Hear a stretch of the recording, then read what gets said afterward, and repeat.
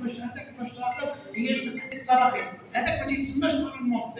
اذا هنايا بالنسبه الجهه اللي ما عندهاش قانون المنظم ما عندهاش حق انها تقول لك انت ما منظمش. هذه المعلومه والله ما هذا باش تصلوا بين الناس وشاركونا هذه القضيه هذه. غير الفائده لان كان واحد النقاش وزودونا بهذه المعلومه وبغيت نشارك معكم.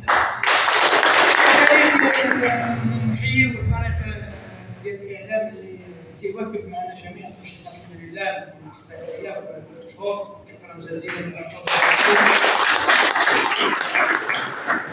وفي الحقيقه حتى لو طلع عليكم احنا شي باختصار شديد مازال في شعبه بالانتقال ولكن الوقت ضيق والحراره. اذا نعطيو السي رشيد. شكرا جزيلا.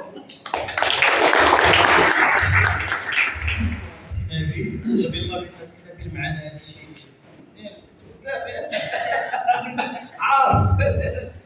على اي انا انطلاقا من الكلمه ديالك كنستشف بان المطلب رقم واحد القطاع هو اصدار قانون منظم للقطاع. اطار قانوني تنطلب المطلب علاش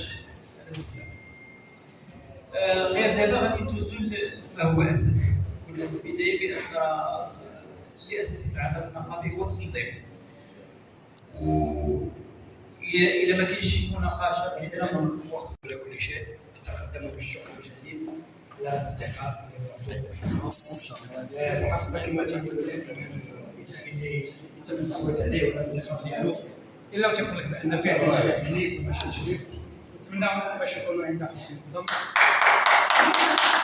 نتمنى ان مهنه الصناعه وتركيب الاسنان ونركزوا على صانع مواقع الاسنان فقط.